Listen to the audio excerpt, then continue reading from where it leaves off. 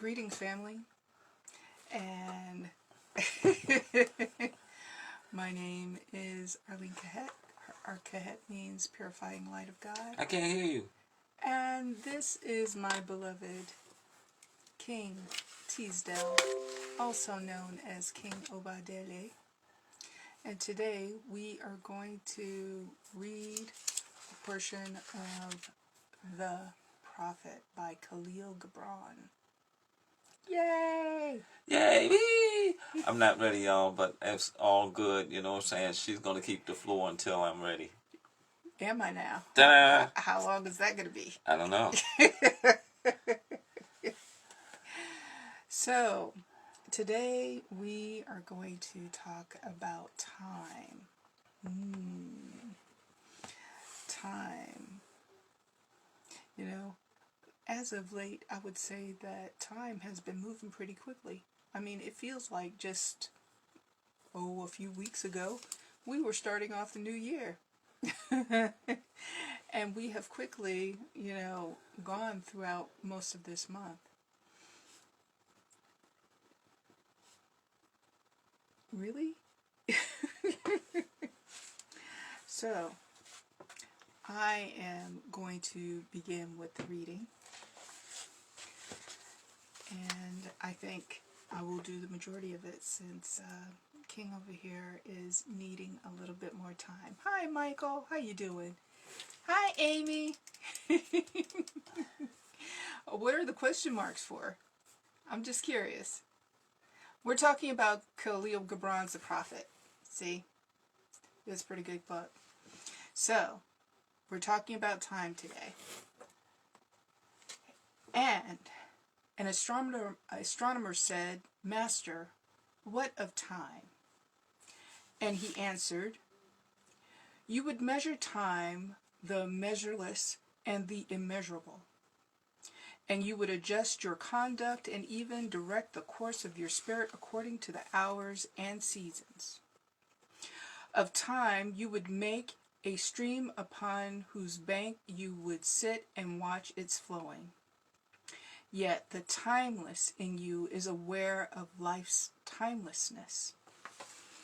And know that yesterday is but today's memory, and tomorrow is today's dream. And that which sings and contemplates in you is still dwelling within the bounds of the first moment, which scattered the stars into space. Who among you does not feel that his power is love, the power to love is boundless?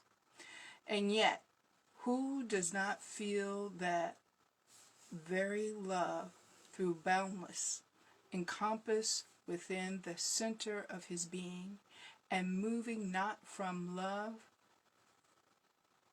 thought to love thought, nor love deeds to other love deeds?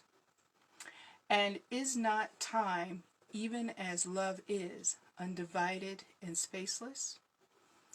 But if in your thought you must measure time into season, let each season encircle all the other seasons, and let today embrace the past with remembrance and the future with longing. So I had to really sit with this for a moment when I read it, because I was not necessarily thinking of time necessarily as this particular construct that he is speaking of.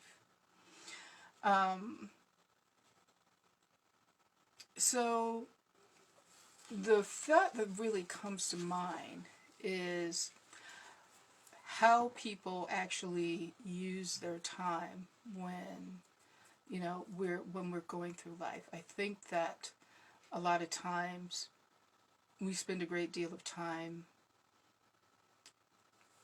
I guess you could say, for lack of a better term, wasting it or not using it to the best of our ability, especially when it comes to holding on to resentment. And at least that has been my initial thought of how time is being used, and it would be better served if we were to be in a place of what he was talking about here, from moving not from a love thought to love thought, nor from love deeds to other love deeds. How are you spending your time? Are you spending it with a great deal of resentment? I would say that just from this life's living here, having our earth experience, we are inundated with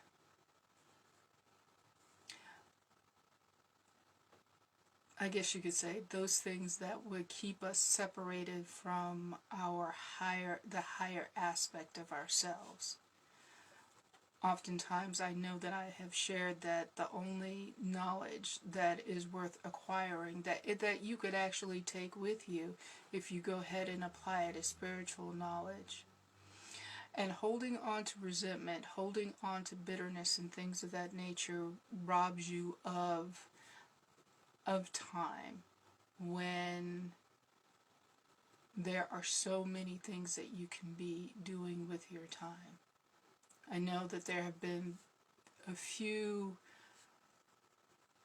instances where I have actually witnessed, and I'm sure that you have too, where people let their angst and their resentment get in the way of the relationships that they could have had, that could have been so much richer, because their time would have been better spent if they went ahead and shared with people how much they cared about people and being of service to people. And I specifically am talking about my biological father. So years ago, I recall hearing the story that my biological father had a falling out with his mother in regards to his nephew, his nephew, and they were of the opinion that the nephew did not have really a father figure other than my father, and so my biological father's concept of masculinity was given to him by the military. And I will say that my cousin was more, that wasn't necessarily what he needed in terms of engagement. So as a result of it, my cousin ran away from home.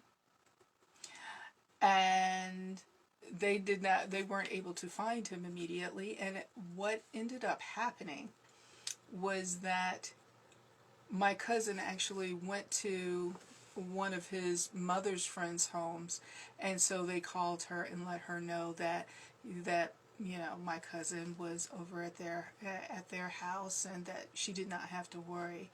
But as a result of it, my grandmother and my aunt had a conversation with my father about how things went down, and that he should not have necessarily been as hard as he was being, because he had this young person doing military drills. Yeah, had him doing military drills. I don't know how old he must have been. And again, I was hearing this, this story that I'm telling you is coming maybe like second or third hand. But anyway, my understanding was that there was a falling out between my grandmother, my biological father, and his sister. And as a result of it, he stayed away. for a very long time from my grandmother and stop speaking to her. How do you do that? I'm Mayo. Mamayo? Mamo, yo. Mamoyo. My apologies if I'm butchering your name. But anyway, as a result of this, my mother and I, this had happened long before my mother and I ended up moving up to Detroit, Michigan. And so within that time of him having the falling out between my grandmother and his sister, his sister ended up getting cancer. And so because of that, he went ahead and reconnected with her. Anyway, he had reconnected with her, but had not reconnected with his mother. And my mother and I, when by this time, I think I may have been about, I was going 15, 16. And my mother and I made the decision to move up to Detroit, Michigan. And we were having conversations with my grandmother. And we said, well, my grandmother had a 2-family flat, so we were going to move upstairs in the 2-family flat. And so what ended up happening was my mother and I, along with my grandmother, had gone to the hospital because my aunt was there. So what happened was my father ended up coming through the elevator, and my grandmother saw him and just was so elated and so happy to see him. And mind you, it had been years since she had ever laid eyes on him. All because he was mad. And, because of some story that he had told himself about what had went down. I would say, they did reconnect after, and they still kept in communication via phone after that. But the truth is, it's like, the thing about it was, like, he lived in the same town. How do you do that?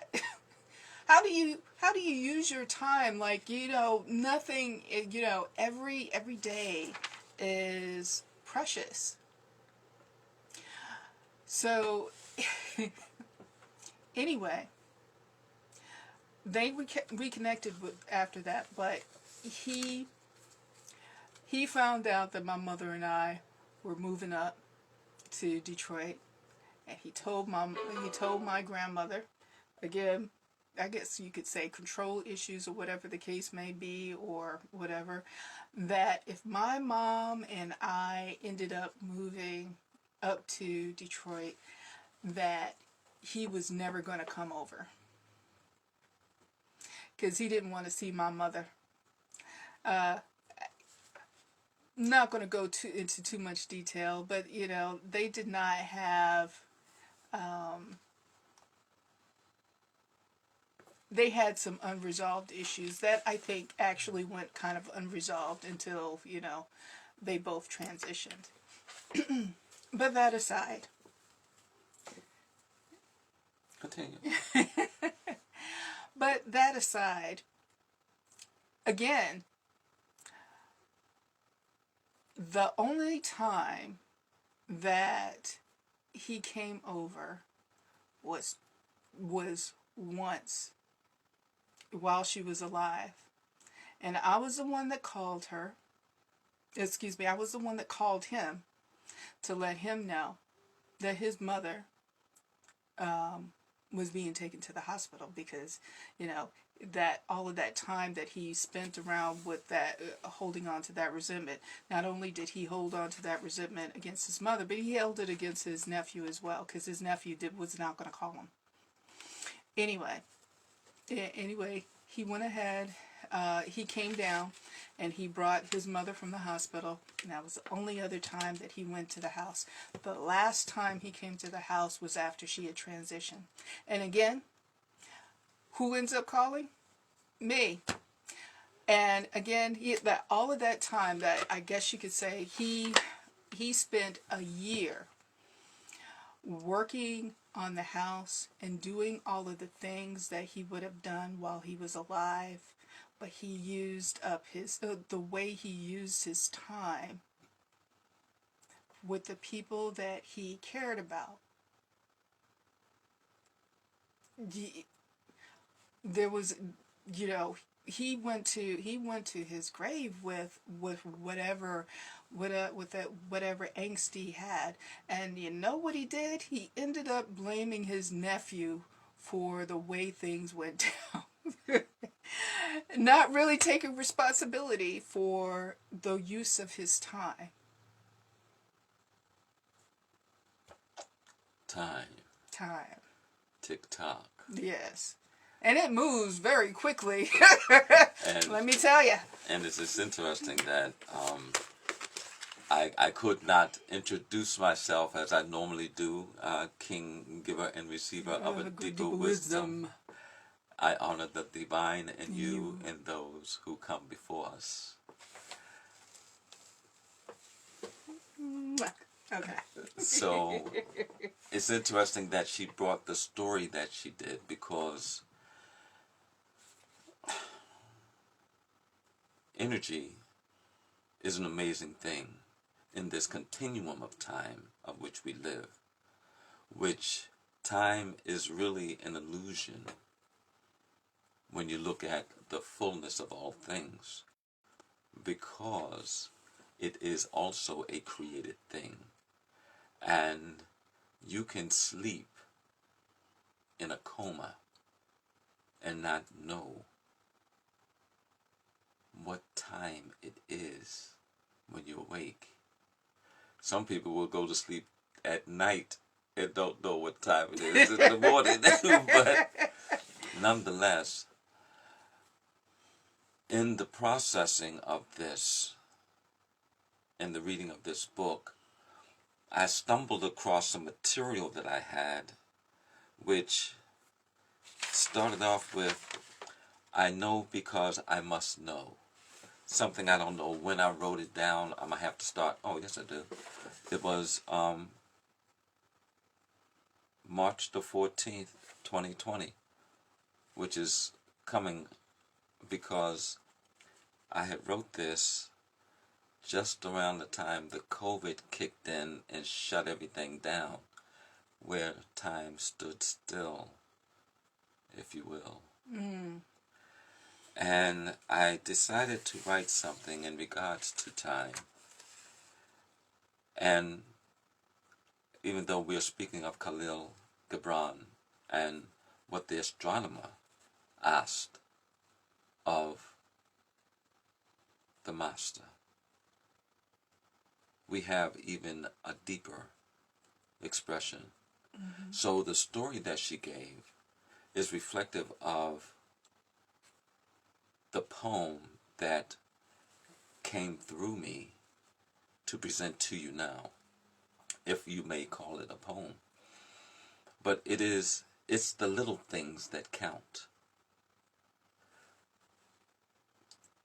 You see, a little incident that occurred that caused things to be so unusual in relating to one another, to where time was the factor and people wanted to blame someone else for it.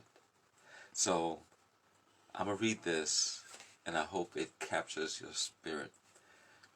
It's the little things that count. I am that I am. My I, my soul, my identity starts within. Every start is but a beginning at the one. It's the little things that count for more than before. But all things must, no matter your position, standing still begins with one, then two. The most infamous talk about remember is of the elephant and its ability to recall. But to remember, as in the story she spoke, can be a two-edged sword, sharp on both sides. Still is then two sides. To be the more mindful, till you can do no more than wield the steel sword proper. For to do less than with such power could injure instead of protect. You claim not to have the time, yet no one has more than another. For each day has only 86,400 seconds. But every year has 31,536 seconds in it. Yet, that does not add time to a day of 24 hours of 1,440 minutes, composed still of 86,400 seconds. So the little things do count. For without those little things, there would never be the year of over 31 million seconds. What are you doing with your time? I would say that the majority of the time that I've spent has been in observing people. I gotta say that, my experience. Hi, Nicole. Hi, Kenneth. I would say that my experience of observing my family, especially my father's side of the family, they were a different bunch of people. I've been around my mama's folks all my life, majority of my life, but my father's family, they were different. Like the dysfunction was the dysfunction, in that part of the family. A lot of the stuff was hidden. A lot of the stuff was not being expressed. So, not to cut you off, but I'm just thinking, the double-edged sword and remembering. In right? the remembering, yeah. Right. Well, let's just say, hold up, because I haven't finished. I know. But what the thing was is that in my observation of them, they really gave me an opportunity to decide to live a different experience. I was observing what was happening, and I said, I don't think that I want to have this. I want to be able to break this particular cycle of the lack of communication, and better utilize my experiences here on the earth plane by expressing my sincere appreciation for the people who are in my life, who have some significance. And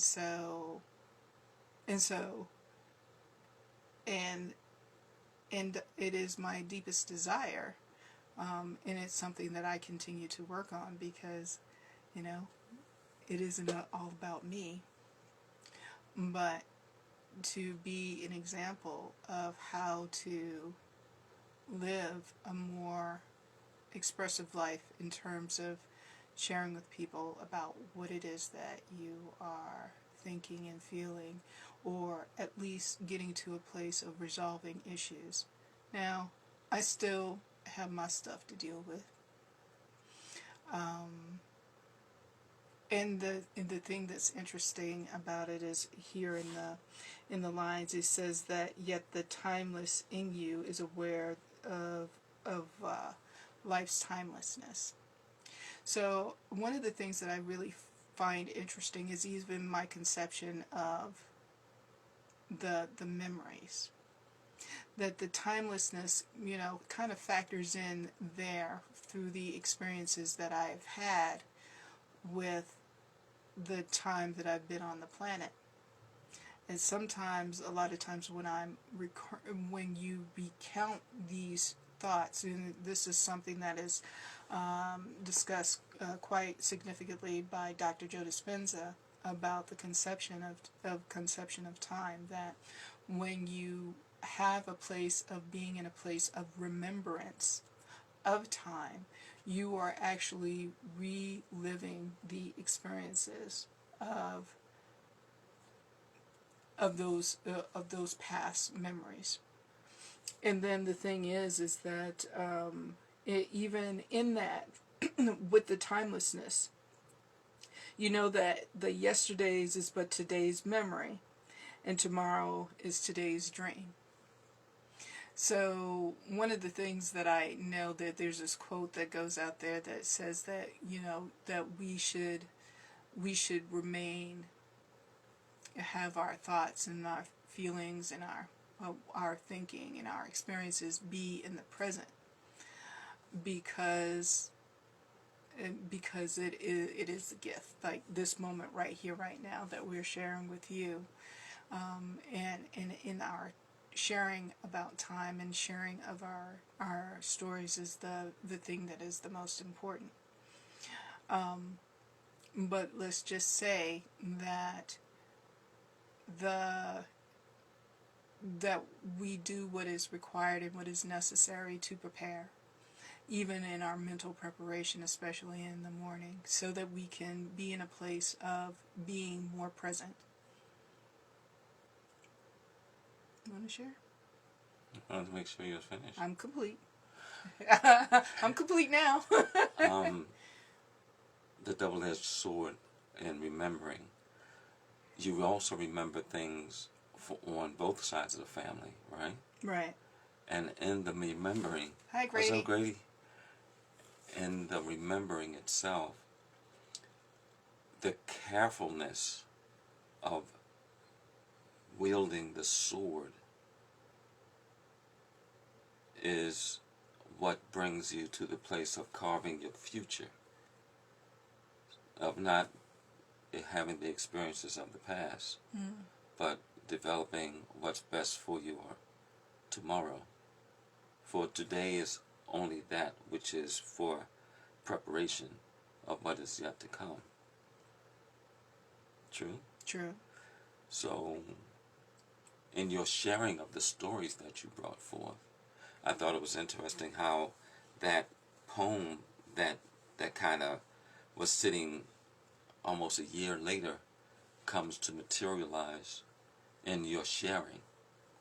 Because either side of the family, which then again is a double-edged sword, because whether it was your father's side of the family or your mother's side of the family, there still was those things that was sharp enough to cut.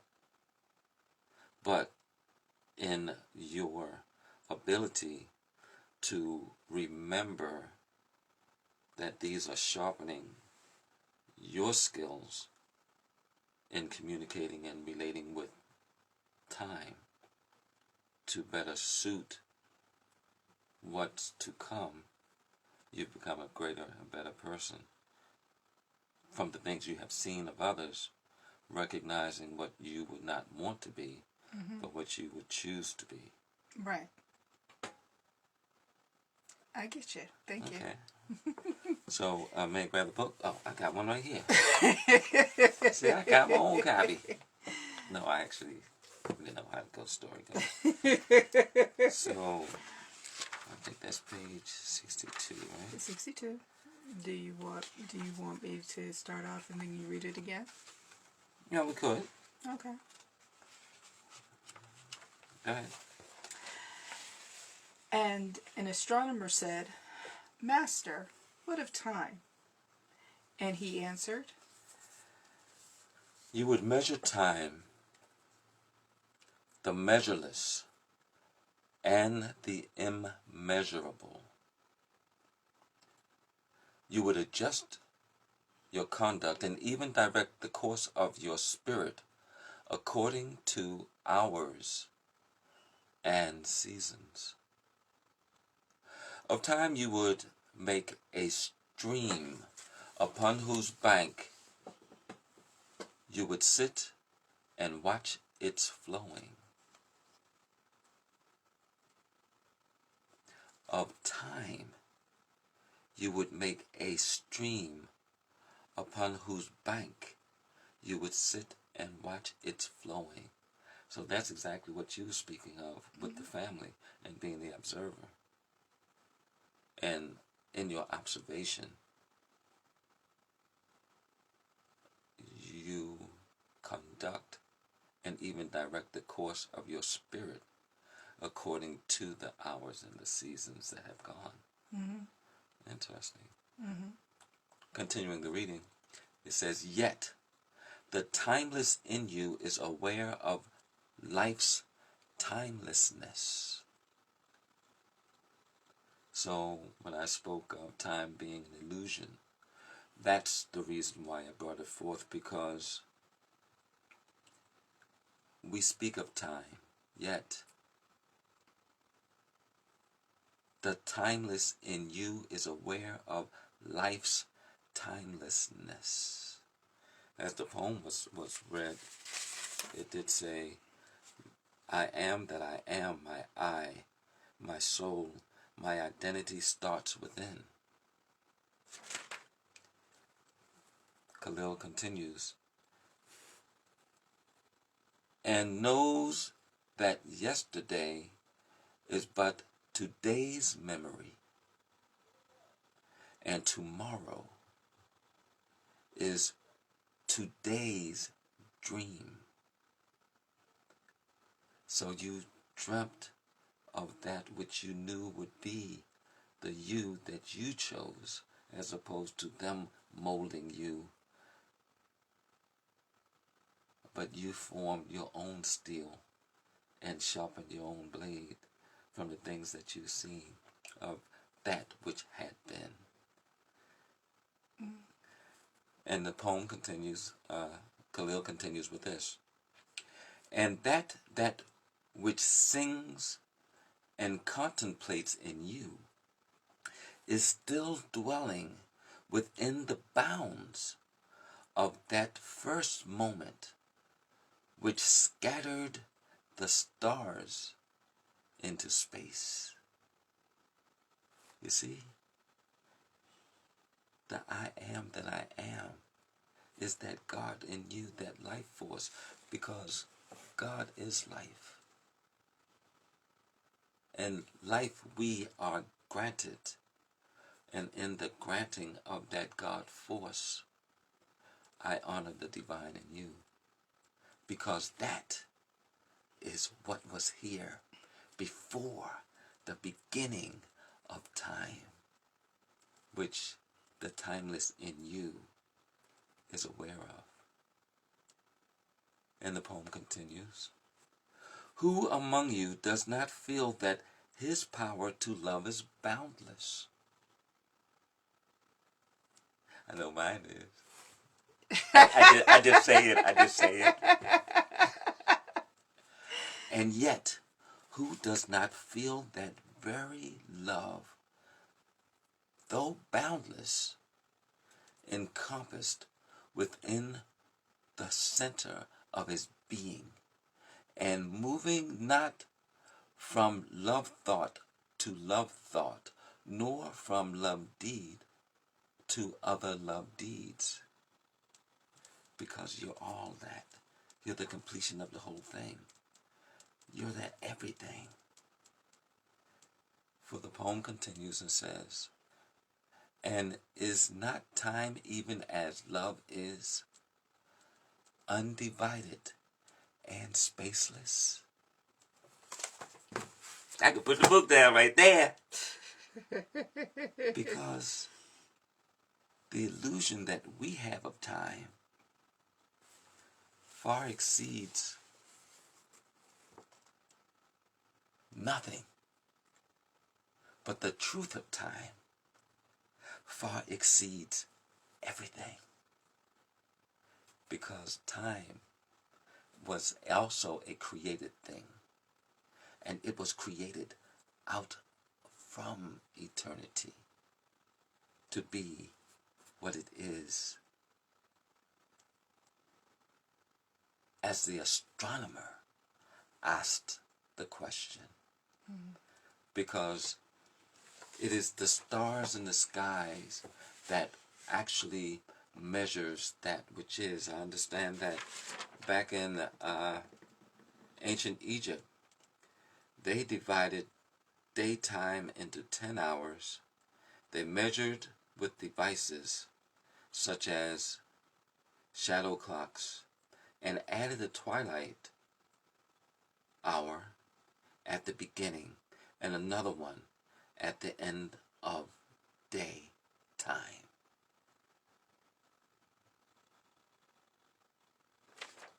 So the poem continues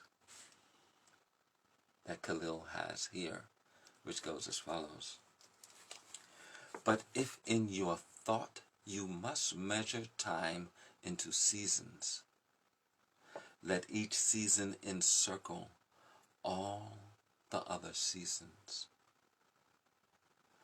And let today embrace the past with remembrance and the future with longing. Give you an example. Encircle. Right? Like an egg. No. A bullseye. Like a circle. Right? Let's give an example. Okay. Watch what I'm going to do. Like a circle. Right? But check this out. If a circle moves from here around to here and moves back, it's another circle. And moves back, it's another circle. And if you look at it from a different perspective, it's a spiral. Okay. Alrighty. A spiral. That's time. That's time. Kind of reminds me of that scene in Doctor Strange where Doctor Strange is creating a deal with Mamamoo. Right. He kept Mamamoo imprisoned with time. Yeah, Doctor Strange kept getting killed, but he kept coming back. But time was It was not an illusion. Yeah, time was an illusion. So in the loop of time, he couldn't get rid of him. And can you imagine you killing a fly that is constantly buzzing around you? And I'm talking about a fly that bites. And he keeps coming back. It gets to be annoying. And so in the movie, if you guys have not seen it, he says, "What is this?"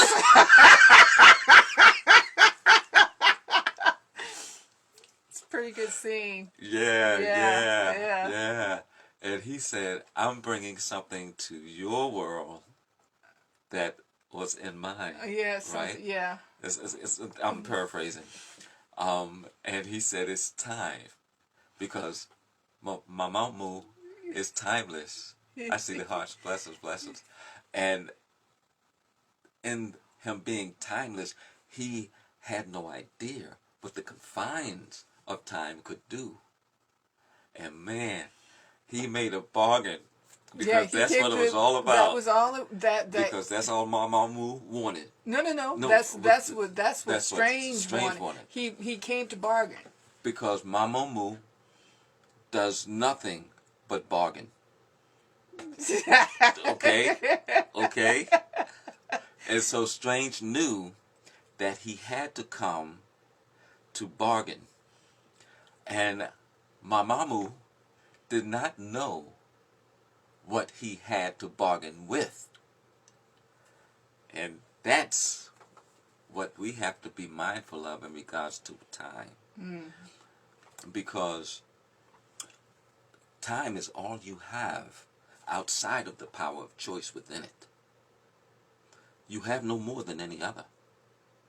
Because there's only 86,400 seconds in every day.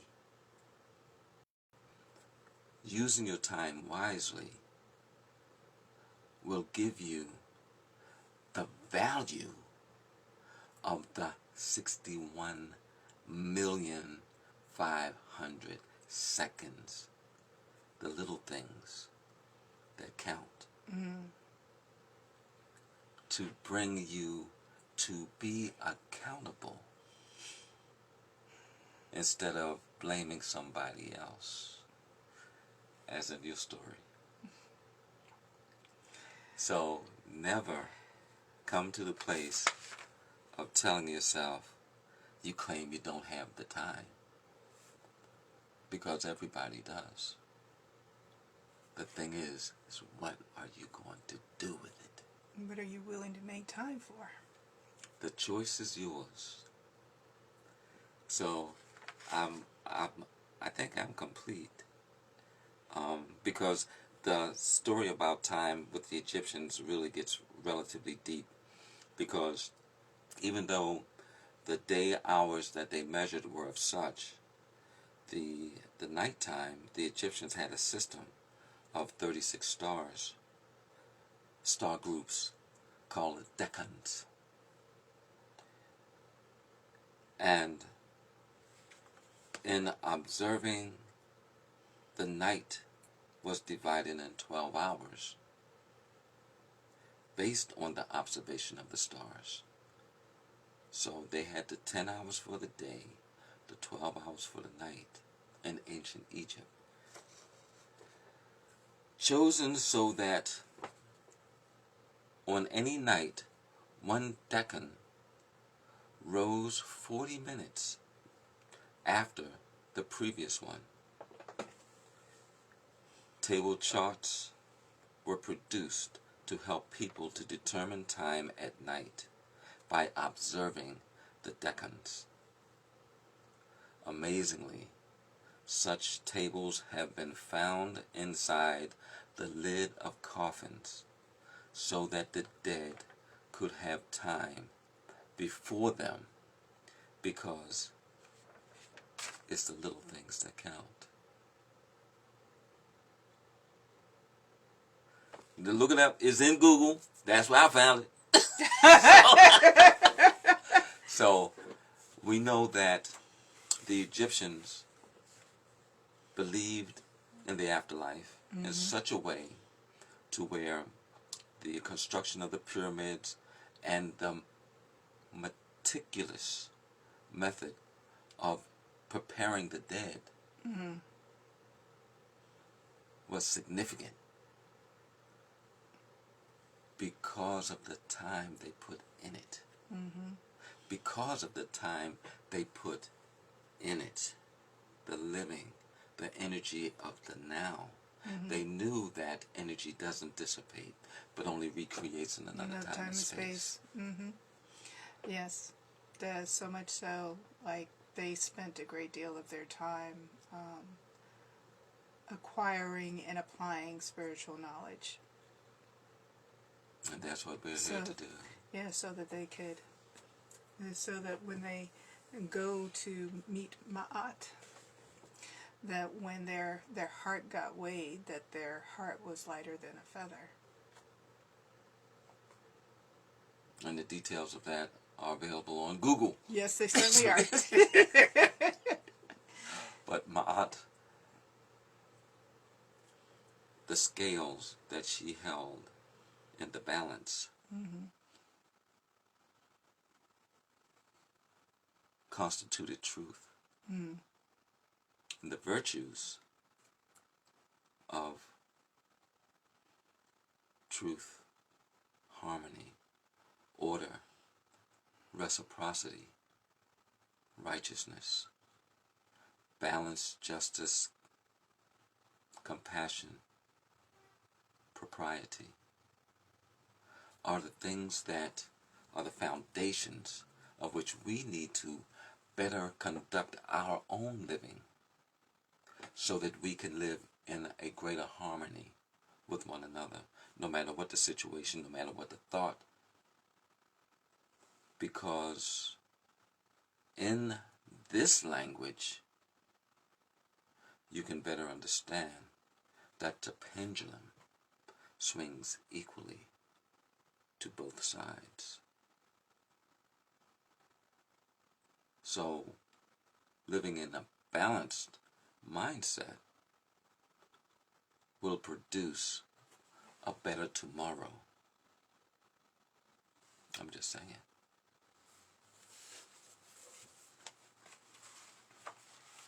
Anything else? I think I'm good. You think I'm good? I think I'm good too. Yeah, I thought it was interesting. Because, see, I can't help myself personally.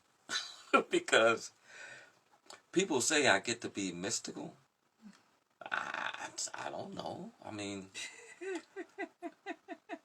do I live amongst the stars? I don't know. I understand that. Yes, he does, family. Yes, he does. I am stardust, you see. I am the composition. So are all of us. The composition of the universe. Each person that you see is a composition of what you see out there in the sky. Mm-hmm. So when you look at the movie The Lion King, and he takes the baby and he says, and it was also in Roots, he says, behold, the only thing that is greater than yourself.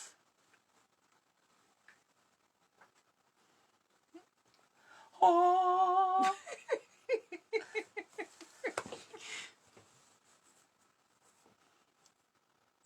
So, I think I want to read that. I don't know if the last time we spoke, whether we spoke on Reverend Martin Luther King Jr., but there's a quote that I enjoy of his that many don't see often. Sorry, baby. Okay, you see it? That's the quote. Thank you very much. No, I'll He's going to read it. He's going to read it. It says this: hatred and bitterness can never cure the disease of fear. Only love can do that. Hatred paralyzes life. Love releases it. Hatred confuses life. Love harmonizes it. Hatred darkens life. Love illuminates it.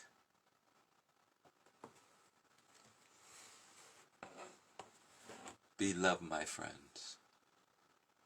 Or water. Bruce, that's a saying back on Bruce Lee, but I hope you got it. I'm sorry. Right? Bruce Lee says, be water, my friends. Yeah. Because water takes on the shape of whatever container it is poured into. It is put into. Mm-hmm. And it fits it in accordance to the container which it's in. And in so doing, the conformity is not to the container, but to its ability to be embraced in the container. You see the difference here is that the container doesn't have control over the water. The water is controlling itself within the container. Because once it's released out of the container, it's going to go wherever it goes. Because that's what water does. Energy cannot be created or destroyed. Yet, all things created have not yet been made manifest. So energy we are, and to energy we shall return, even when we depart from this which returns to dust. So time is so much more than a notion. Apply it properly, and life will unveil itself as it ought. So I'm going to start today, because I ain't been doing it. I ain't been doing it for a long time. So life, but don't tell her.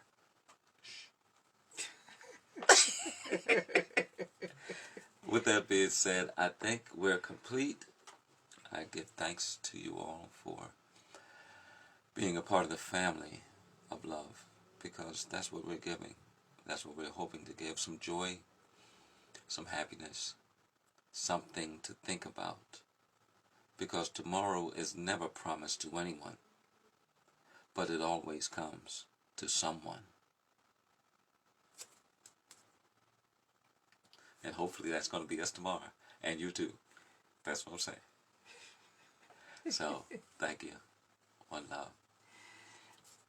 We love you. We bless you. We appreciate you.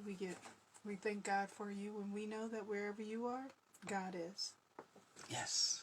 Namaste, by the way. Namaste. We love you.